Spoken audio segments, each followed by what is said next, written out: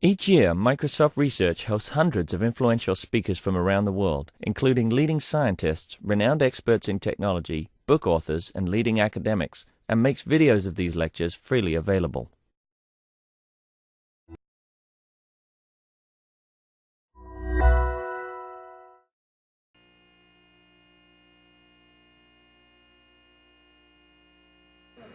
Hello, everybody. My name is Paul Oka. I'm part of Microsoft External Research Programs. And you're here today to actually hear about one of the programs that I'm responsible for. It's called MIT iCampus. It's been a long-term alliance that Microsoft has had with MIT, and we're going to talk about some of the outreach efforts that we've been working on over the last year. And I'd like to introduce Phil Long, who is the Outreach Director for MIT iCampus. And with that, this is Phil. All right. Hopefully, this is a little bit awkward for a conversation, but the intention of this session is to actually have more of a discussion and not a presentation by me. You'll have plenty of presentations to have death by PowerPoint throughout the afternoon.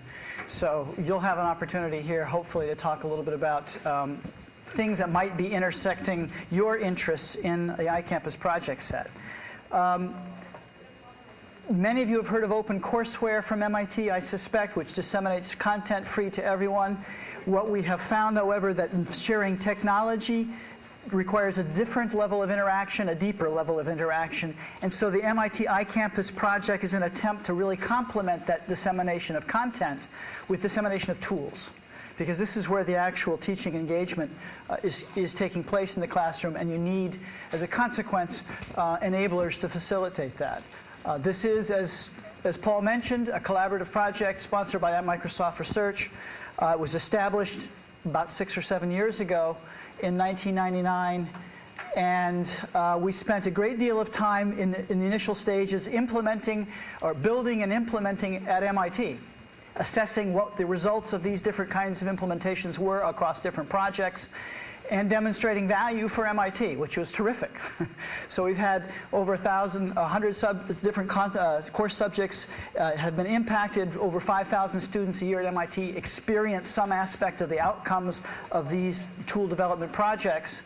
And quite a number of faculty, staff, and researchers are engaged. However, we clearly came to the realization that greater value and impact can be achieved with a little bit of extra effort to focus on release engineering, some of the more interesting projects that have greater potential beyond just MIT. If we focused some effort and energy at doing just that, and with Microsoft Research's support, we were able to switch gears and extend an avenue of development and activity around those projects which we thought had sort of met two initial criteria. One was that they actually had some interesting assessment results from our own implementations at MIT, and two, they were actually something we could do some dissemination, packaging around and get them out the door in a reasonably short period of time so that you could get your hands on them. And that led to the iCampus program itself and this outreach effort. And we've approached this effort, which we'll talk about more in a minute, with just a simple hub and spoke model, trying to identify institutions that were engaged and interested in using these tools themselves, but also willing to support regional peers to do this. University of Rhode Island, I was just at last week, and they have been one of the ones that have been doing this, modeling in some sense this hub role. Affiliates generally are anybody who wants to download and access and use the tools, which we will try to help on a best effort basis. Hubs we try to work more closely with in a support, development, and dissemination engagement with not only the institution's faculty themselves, but those institutions around them. So I'm just going to leave this up on the screen for a minute and give you a sense of the current list of projects. And there are several more in the works, some of which will be talked about in their more research stage here at the Faculty Summit. But initially, we have the Remote Access to Laboratory Equipment, or EyeLabs project. I'm going to go through, just sort of give you a brief thumbnail of each of these, and then we can stop and open this up to questions about those which are of interest to you. The EyeLabs project, in some sense, is not new in that all of us have been putting physical research experiments up on the web since there's been a web. And so to that extent, there's not a whole lot of news here. What we were doing initially was just that, putting up interesting experiments on the web, but also recognizing that the large majority of these things sort of fell into disuse or disarray when the initiating faculty member and the course or function around which the lab was built started to dissipate. That is, they lost interest, the class they wanted to use it for was over, and they moved on to other things. And sustaining these kinds of things over time was an issue for us. And so the EyeLabs project attempted to sort of take a step back and look at the categories of experiments that you might want to have shared on the web and the kinds of services, software services, that those experiments might require, and then build a software architecture that was able to more sustainably and scalably support these over time. And so the EyeLabs project is just that, a software architecture disseminated, focusing on, at the moment, 2 of the 3 sort of categories of experiments which we've identified in a major kind of gross way. The first is batch-oriented experiments, the second is real-time oriented experiments, and the third is a variant of that, and that's sensor-based experiments. So batch-oriented experiments where there's huge scalability, and also was one of the more, perhaps the simpler of the cases to look at, was where we started. And the PI for the EyeLabs projects, Dr. Steve Lehrman, is here in the audience with us, and so is going to be called upon frequently if questions go in that direction. So I'm just warning him as we speak. We have a handful of research experiments up on the web currently, one of which, for example, is at a site called EyeLabs, which I'll, if you like, if it turns out that's of interest, I can demonstrate for you, which is a semiconductor parameterization experiment allowing you to characterize a device and run the parameterization and get the data back for students to use. And it is, in fact, just that. It is a set of Agilent test devices in a bank and semiconductors on a bench and a switch to allow one test device to be able to access 7 of these semiconductor devices. And you, in fact, use the front end, which is very much like an experiment editor, where you parameterize the experiment you want to run, and then you send it off to batch and it runs. So I'll stop there before going in more detail about the underlying architecture behind this, so that if that turns out to be of interest, we can pursue it. The second on the list there is XTutor, which is the implementation of the full MIT courses in 6001, which is the introductory computer science course, and 6034, which is the AI course. And by full, I mean it includes the lecture audio, it includes the lecture slides coordinated with the audio, and it includes the actual text of the lecturer, the words spoken, so that the student can go through that themselves. But the interesting and perhaps more useful thing about that is that it includes a tutoring environment for the problem sets that are given in the course, so the students can work through those and get real-time feedback on their progress. It is built as an MIT tradition for teaching these courses in Scheme, and the courses and examples of the programming tasks that the problem sets engage students with are scheme-oriented tasks. And there's a reason for that, which we can talk about more in a little bit if you're interested. The third on that list is Teal, which is sort of a 21st century reintroduction of a traditional approach, or I guess traditional is a little bit oxymoronic, of an approach to teaching physics that began in the late 1980s and early 1990s by Jack Wilson at the Rensselaer Polytechnic, called studio physics. If people are familiar with studio physics, it is an attempt to bring together into one environment lecture, lab, and recitation, using active learning principles to mix those 3 things, heavily relying on concept questions and interactive feedback and assessment to start things off, short mini lectures, and then lots of hands-on experiments. And the Teal project, which is also disseminated in terms of its content, as is XTutor through OCW, focused initially at least on the second course in physics at MIT, the electromagnetism course, which is heavily mathematical in some sense because of the topic matter, and it's an attempt to provide some visualizations to that topic matter to allow the students to get a better conceptual understanding of the material. So a significant component of this work was building a visualization engine whereby the different concepts in physics and electromagnetism can be presented, and the actual engine itself is up for dissemination, and you can download that and try it to build your own. Collaborative design and mechanical engineering was initially a project listed as Robot World because the focus of the original courses around which this was developed was in fact a course to teach design for robotics.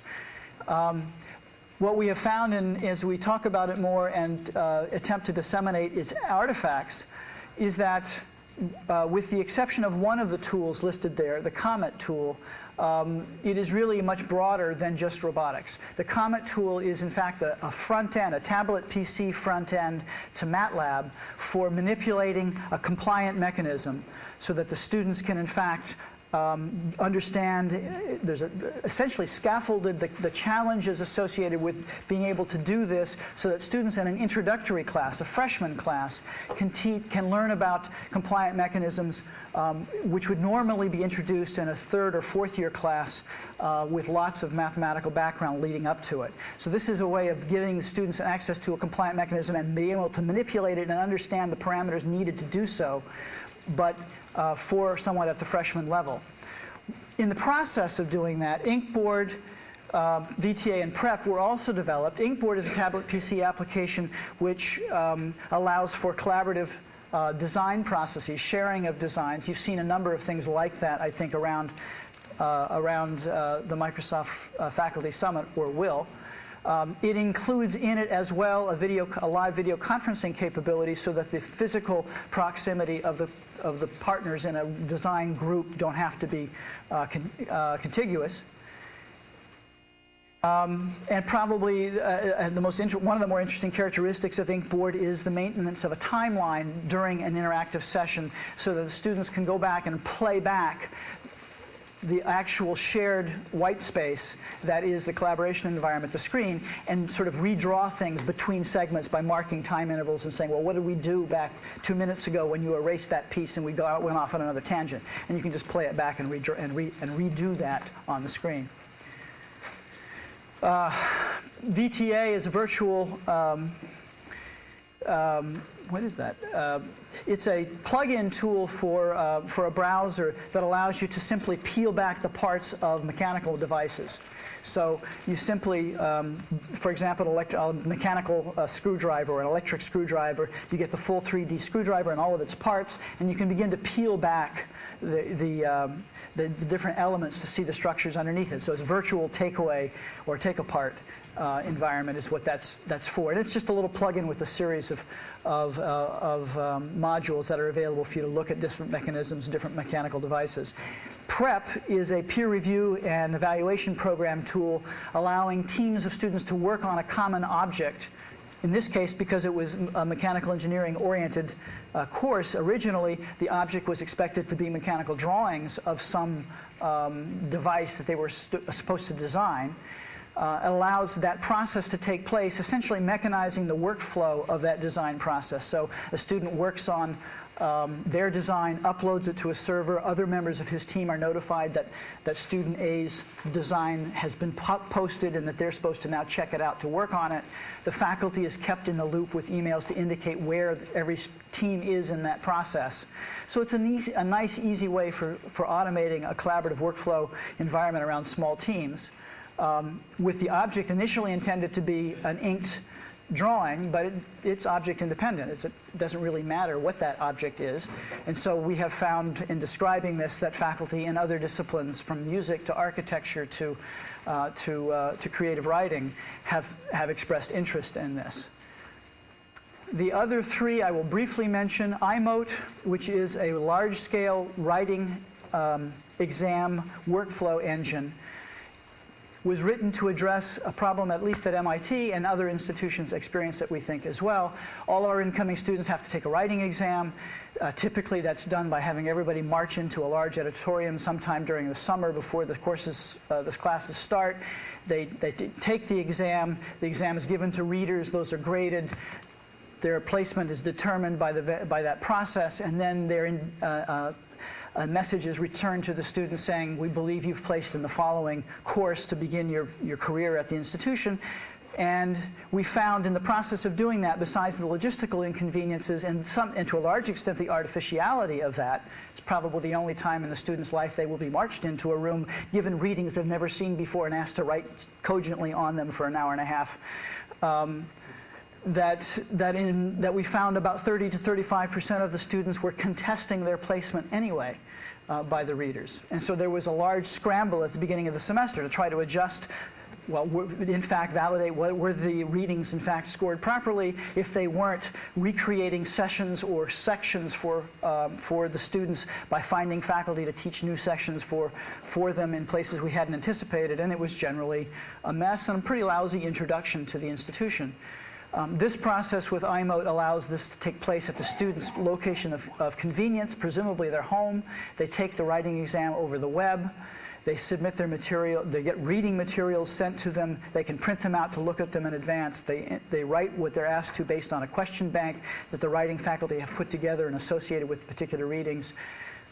They cut and paste their answers into the web form to submit it, and then the workflow is processed with those answers being sent to readers who continue to human grade them. This is not a machine grading process. And then their distribution is determined and their placement is figured out based on this. They're sent back a package essentially that has what they were originally asked, what the writings were, what their responses to the writings were, what the graders' comments were, and where that places them in the continuum of their colleagues coming in. And the result of all of this has diminished the conflict around introducing students to the Institute and placing them in the English programs down to less than 5%. So there was a huge cost savings, for us at least, for doing it this way. And it has been popular enough that other institutions have decided they would like to do so. This is the only project at the moment where, instead of the primary mechanism for dissemination of giving you the software so you can install and run it yourself, has been people saying, we would just like to buy into this, and you run it for us. And so a consortium was established for a fee for interested institutions, where you get an instance of the software and can configure it as you wish. And the more people that join, presumably the lower the price will be. Do you have any problem with cheating? The question is about problems with cheating, and the answer is that by virtue of the where in the process this is intended to take place, at the beginning of their program, we do not attend, and the software makes no effort to prevent them from cheating. The expectation is that if cheating occurs, the individual who will pay the price is the student who is misplaced in a course, and so if their brother or sister or relative actually takes the exam for them, then the person who is disadvantaged is them. And so our anecdotal information indicates to us that it has not been a significant issue. If this were a certification exam, that is the culmination of a large period, then all of a sudden that would be a different story. And presumably you might want to then proctor, for example, the delivery of this in a controlled setting. But at the stage in the process which it was intended to be placed, we don't think it's a major issue. The other two at the bottom here, Magic Paper, which some of you have heard about in the past. Randy Davis, who is here in the back, has been working on tablet PC and domain recognition of gestures in tablet PC environments.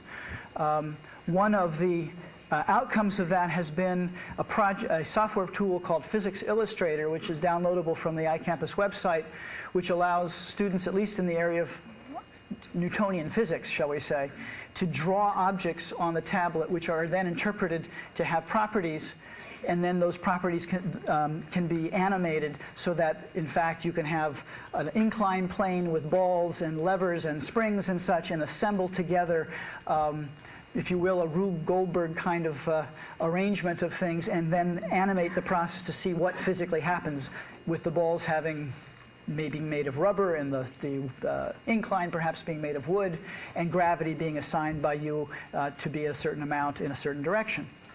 So you give the students an opportunity to sort of build themselves different environments based on drawing things that you would understand the meaning of if you drew them yourself on the screen. The tablet PC is interpreting that understanding and giving you the chance to then allow it to act as though it were a physical environment. And finally, the cross-media annotation system, which we hope to have out sometime in the fall, is a tool to allow for the creation of rich media narratives based on DVDs. The idea is that faculty studying, particularly this comes out of work in the Shakespeare Archive project. So in their case, they were looking at different presentations of Shakespearean plays on DVD or shows, movies, etc., of Shakespearean work. Could give students the chance to go in and mark segments that they found particularly interesting or represented something in their mind that they wanted to write about, and then annotate with rich text, links, pictures, or other objects the sequences and build a string of rich media annotated examples of some aspect of the performance that they were focusing on.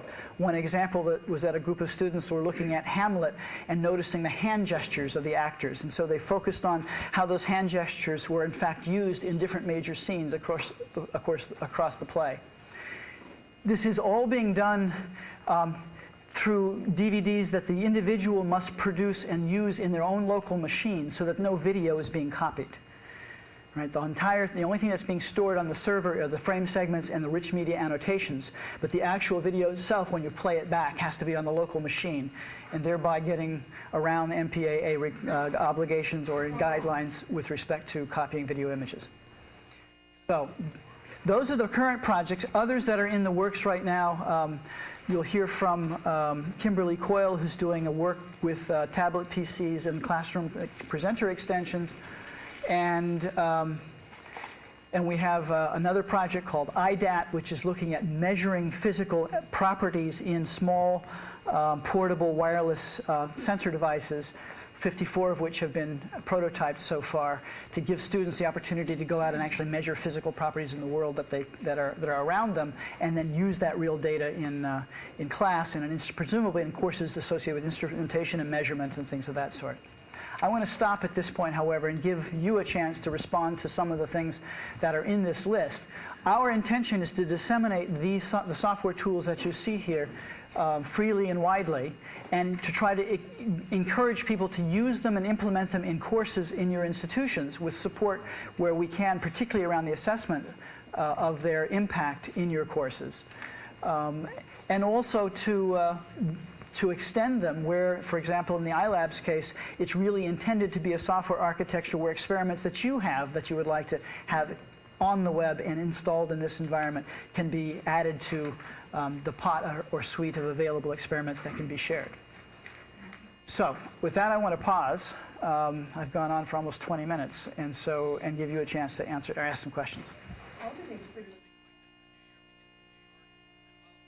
How many experiments do we have in EyeLabs at the moment? We have 5 from MIT.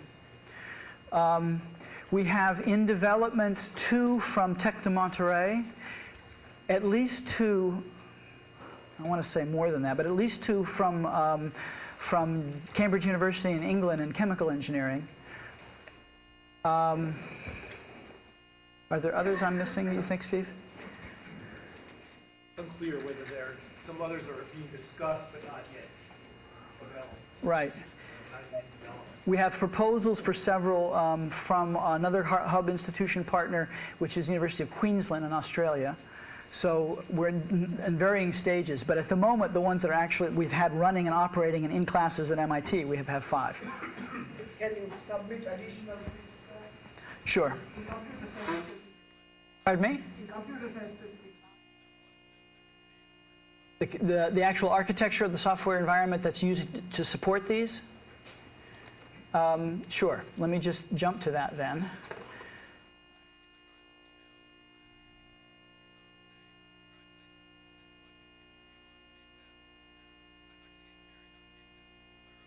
Steve, you might want to jump in just a second here. Okay. All right. So I'll skip. Your question was not around the pedagogy. One of the reasons we're doing this, however, is to give a wider array of student experimental experiences with real devices as opposed to simulations to students. It's also clear that there are logistical benefits to this and scaling benefits. In the case I gave you an example of, which I can show you on the open EyeLabs site, the semiconductor parameterization experiment, that's a relatively expensive set of equipment. MIT can't afford to give access to that equipment to the number of students that would normally be in an introductory course. And this allows it to be shared with extreme scalability to thousands of students. So let me just go on to the architecture. So this is actually the microelectronics lab, the so-called Open EyeLabs experiment, where you see the actual semiconductor analyzer here and a semiconductor sitting on the bench that's actually being used. The software architecture behind this and the simplistic rendition of it for the batch environment has two major components. One is the EyeLabs server itself, which is where the actual physical experimental devices are connected. And the other is the service broker sitting in the middle there, which is presenting the software services that are providing things like account management, authorization, authentication, and the actual UI experience to the student. That separation is important for two reasons, at least. One is that the expectation is that the faculty who have the experiments are going to be attentive to, engaged with, and willing to sustain their interest around the experiment and the experiment server itself, but less interested in the issues of software services for security, account management, policies around access, and things of that nature, which are necessary for being able to disseminate these things widely, but not necessarily of domain discipline interest of the individual faculty member. So the two functions are separated. The other reason is that in this particular case, as you see, there's an internet cloud separating the experiment servers. One service broker can provide those kinds of services to a large number of different experiments in this process. Indeed, because the UI is provided off the service broker side of things, as long as there is a reasonably good local campus environment in terms of network connectivity and performance, there can be a relatively rich experience from the user point of view, even though the external connectivity of that institution or location might be poor. So, and we have an example, Steve and company just got back from Africa not long ago, where where one of the institutions and three, I guess, are now in a project sponsored by the Carnegie Foundation to build iLab experiments for institutions in Africa. They're taking advantage of the fact that they have great local networks and lousy wide connection to the broader internet.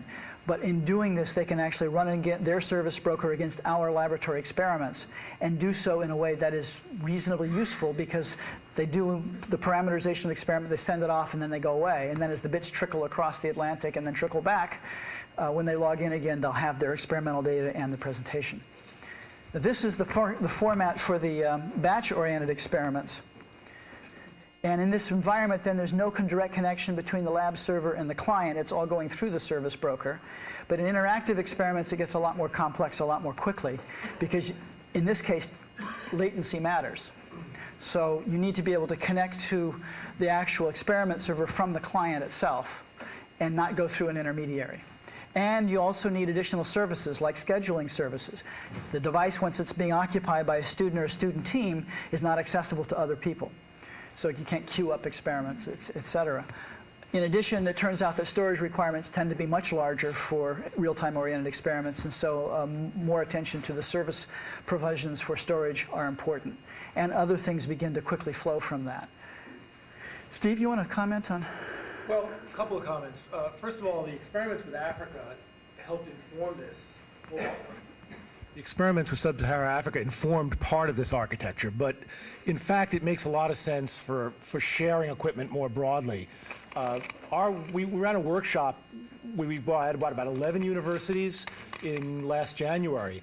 And one of the things that was clear is that while many universities are willing to share their experimental equipment with other universities, those who are doing the sharing do not want to have to deal with storing other students' data, students from other universities' data, handling their registration information. And one of the things this architecture, by having a service broker that's local to the campus where the students are located, it offloads from the person doing the sharing, the person who owns the equipment, all the burden of student management except for his own students. And that turned out to be a critical issue for enabling the sharing to happen. Now, what it does mean is if you want to participate in this group of sharing universities, your university has to put up a service broker. But it turns out that's by far the easiest thing to do, because none of the features in the service broker depend on any particular experiment. They're generic services. They're store my experimental data, register my student, allow student X to use service Y or experiment Y. And so it turns out that that's mostly just an installation of prepackaged software. And if you want, you can then, we've made it possible to put your own skin on the user interface to it. So it sort of looks like your campus, but that's only a cosmetic. And so we now have service brokers running at most of the African universities we're working with. Right. One in China. Two in China. Two in China have service brokers up. One in Mexico. Mexico. So we're hoping that that will enable people then to share our equipment. In exchange, the semiconductor microanalyzer device is now being used by, what, at least half a dozen universities around the world, including in courses. So.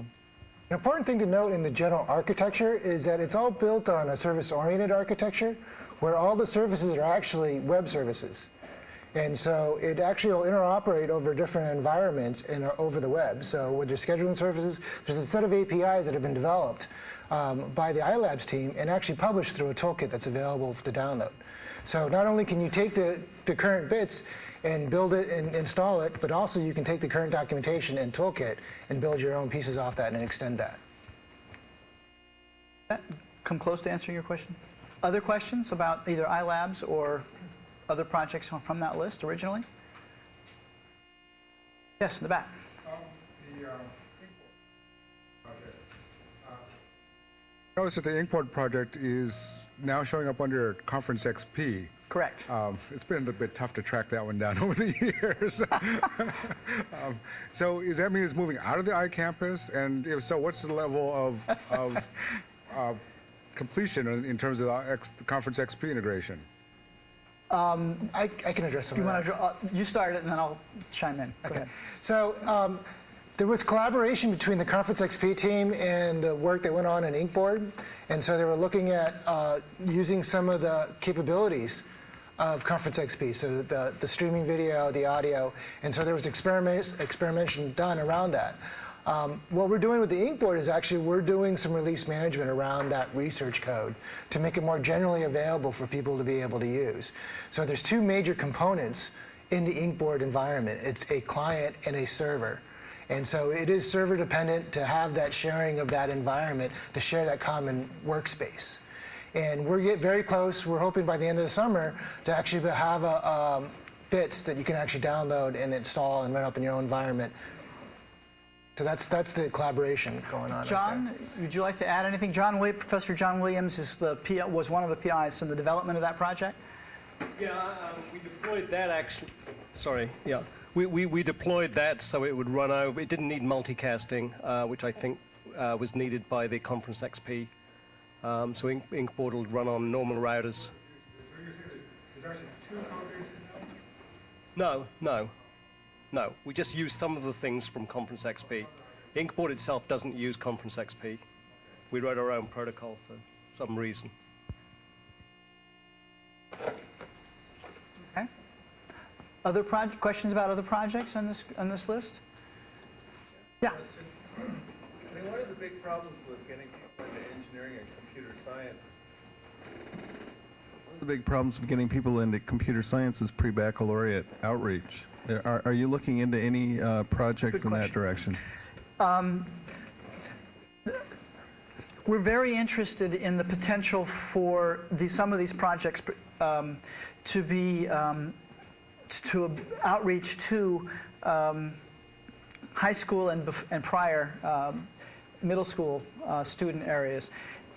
It's pretty clear, for example, that the Physics Illustrator tablet PC environment with the domain-based gesture recognition seems to be one of those things that really is attractive to engaging for students at lower school levels, pre-college levels. It's open and it's a disseminable project. You can actually try it out and yourself and validate that perception.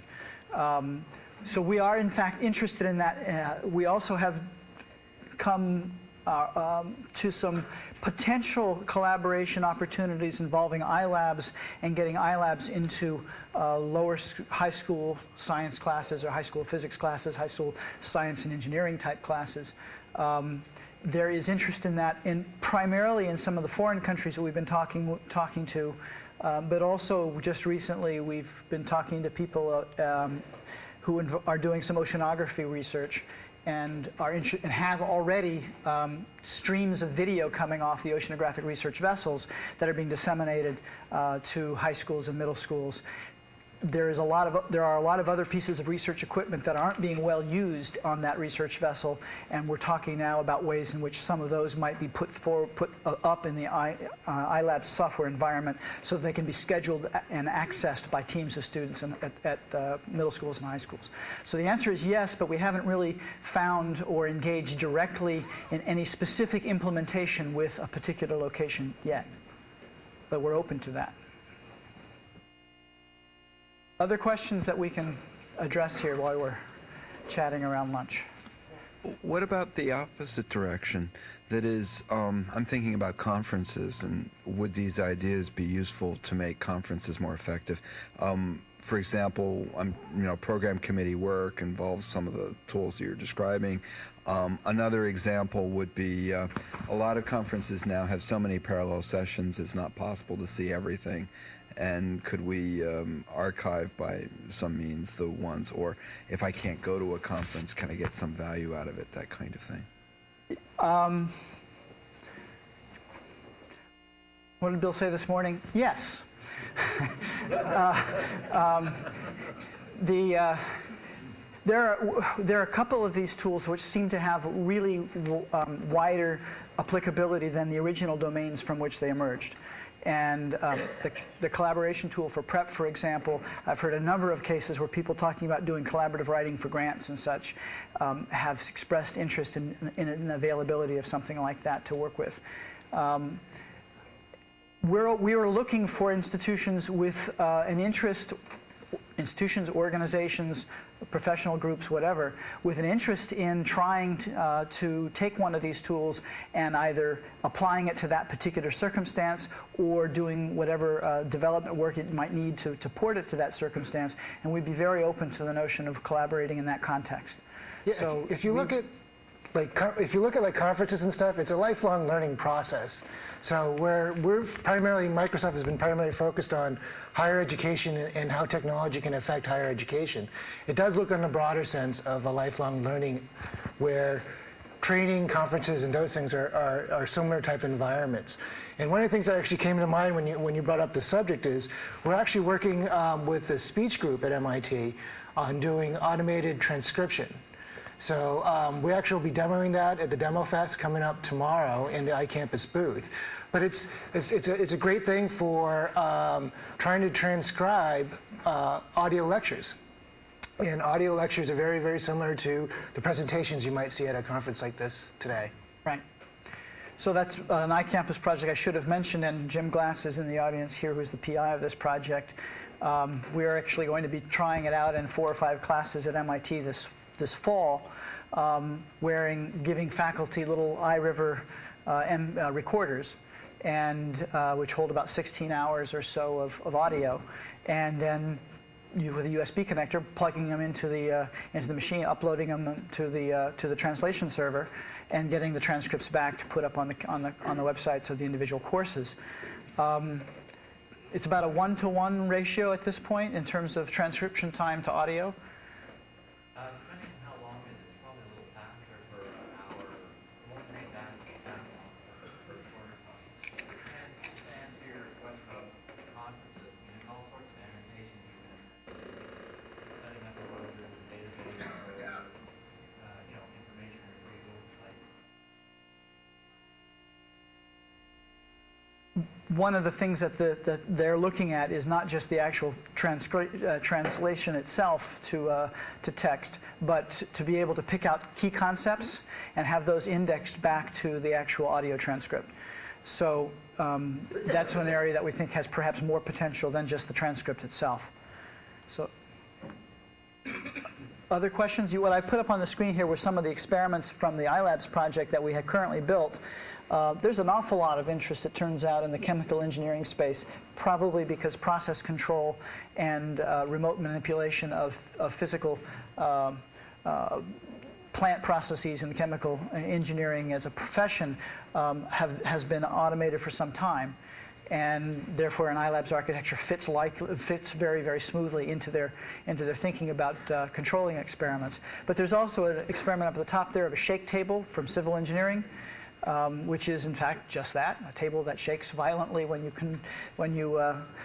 turn it on, so that you can either do physical control in real time of the frequency and intensity of the vibrations, or you can play back recorded sets of earthquakes. So if you have a recording of the Kobe earthquake, you can play it while the device has got different sorts of structures sitting on it to measure the parameters coming off the device, the structure that's actually on top of the shake table.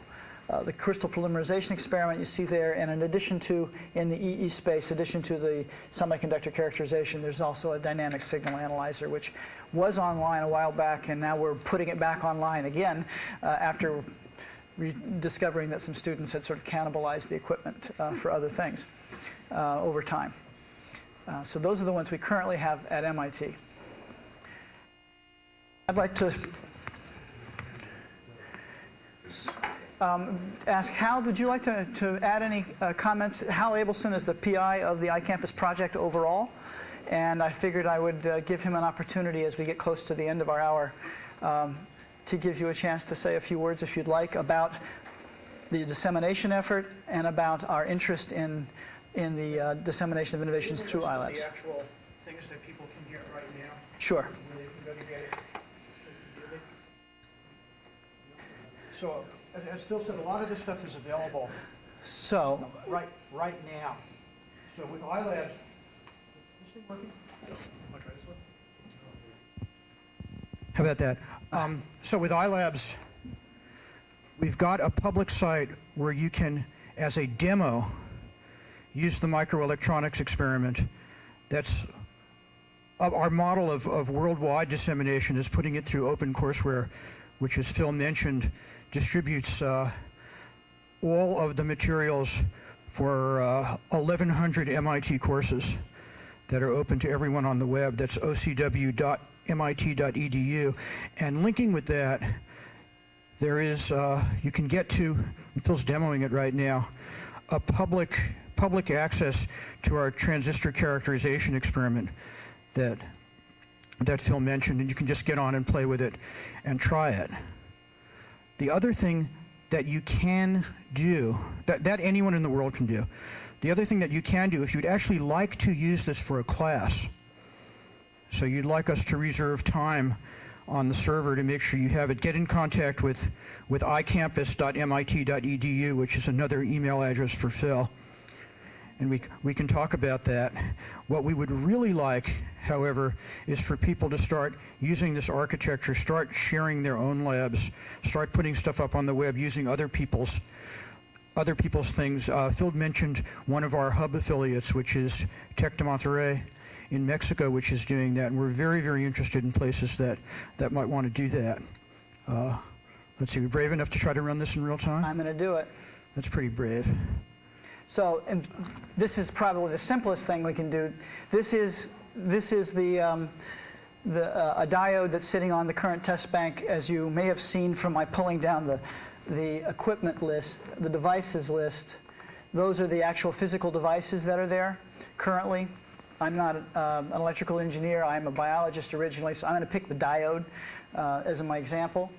And to help me out, it's actually, you can create and load setups for students in advance so that they're actually parameterized. Otherwise, you would go to the individual leads and put in the data yourself for each of the leads involved.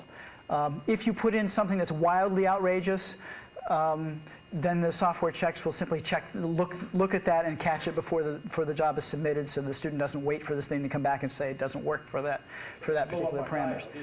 And doesn't blow up the diodes, et cetera, or smoke the transistor at the other end. So let me cancel that and just run it. And the little running man symbol then batches that up and sends it to the system at MIT where it gets queued up and run. And hopefully runs. the lab's actually up. Right.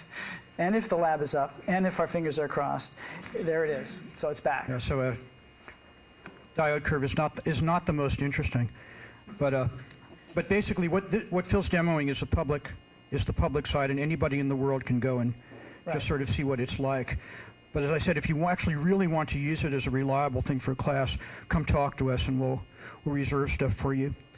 The other projects Phil mentioned, the computer science courses are actually 2 MIT computer science courses in a box. The introductory computer science course and the artificial intelligence course.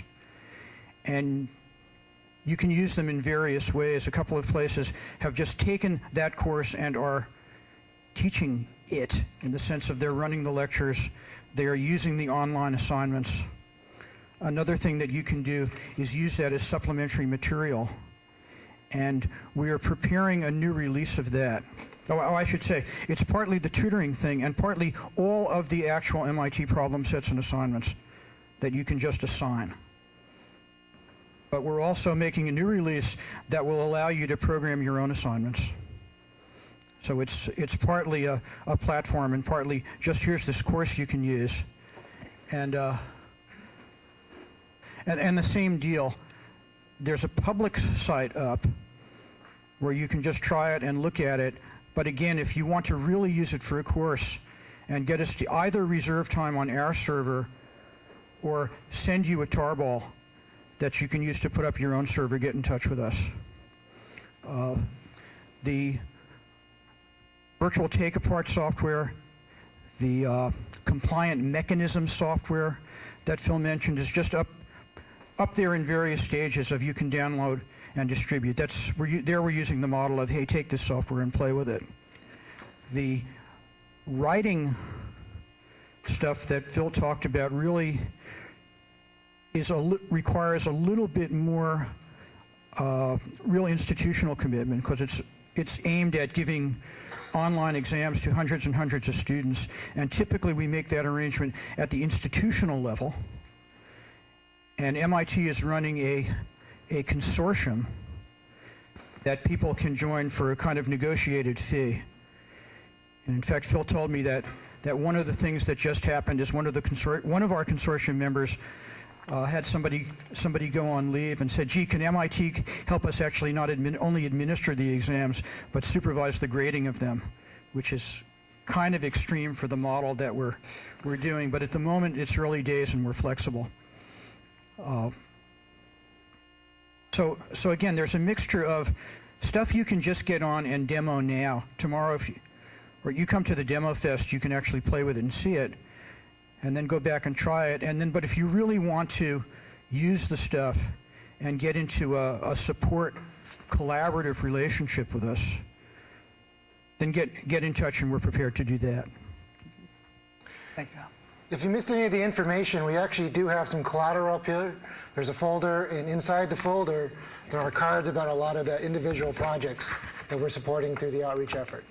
So feel free to come up and grab them. We have a few here. We'll have more in the booth tomorrow. This is all online, right? It's also all online too. This is the paper version of the online handouts. It's easy to remember, iCampus.mit.edu will take you there. Implementation, in particular in the Imode case, options are widely variable.